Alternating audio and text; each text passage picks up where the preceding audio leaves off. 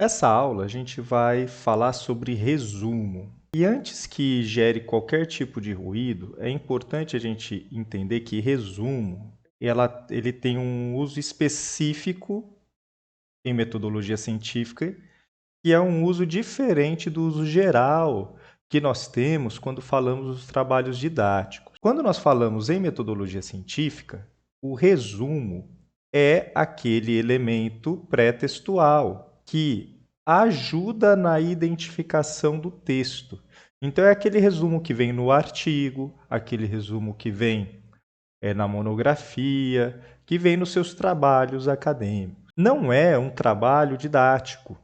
Não é um trabalho didático. Quem faz esse resumo é o próprio pesquisador. Então, eu faço o meu artigo, eu faço o resumo do meu artigo. Eu faço a minha monografia, eu faço o resumo da minha monografia. Muitas vezes, o resumo ele é um pouco desprivilegiado ao longo pelos autores, né? Muitos autores pegam e simplesmente tem que fazer o resumo, faz o resumo, né? E faz de qualquer jeito, mas não entende que o resumo ele é uma parte importante por conta de que ele vai apresentar ao leitor uma síntese do seu trabalho para que o leitor tenha condições de descartar a leitura ou não, escolher fazer a leitura do artigo. O resumo, ele tem essa serventia. Ele apresenta logo de início ao leitor do que se trata o texto, quais os métodos, os objetivos e os resultados a que se chegou. Dessa forma, o leitor ele já tem previamente a condição de dizer: não, para minha pesquisa este artigo é importante, então eu vou lê-lo. Ou não, ele fazer um bom resumo é um compromisso do pesquisador com o leitor. O autor está interessado que o seu texto seja devidamente endereçado àquele leitor que vai necessitar dele. Pois bem, feitas essas observações iniciais, nós podemos falar diretamente agora sobre o que é o resumo. Então, segundo a ABNT, o resumo é a apresentação concisa dos pontos relevantes de um documento.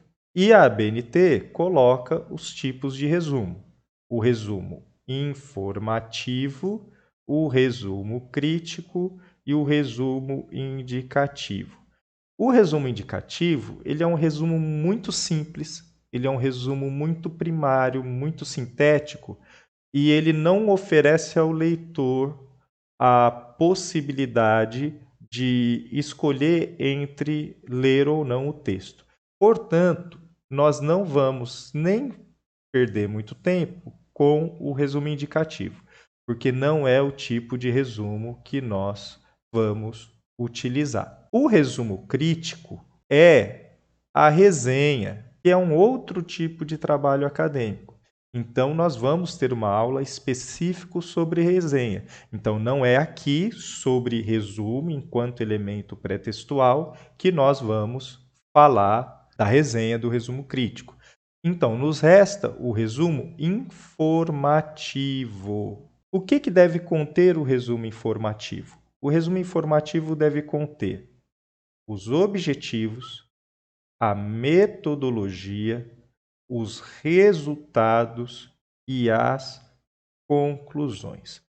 Todos esses elementos têm que estar presentes no resumo, porque dessa forma ele pode, inclusive, dispensar a consulta ao texto. Então, enquanto elemento pré-textual, o resumo informativo ele vai ter algumas características, tá bem? Então, ele primeiro vai ser uma sequência de frases concisas, afirmativas, sem enumerar os tópicos. Recomenda-se que ele seja feito em parágrafo único. A formatação do texto segue a formatação geral.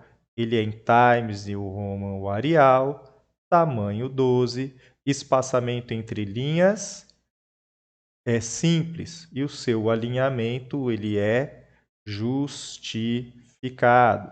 Então já sabemos aqui como formatar. Em monografias, ele deve ter entre 150 e 500 palavras. Monografias de TCC de graduação, de especialização, de mestrado e de doutorado.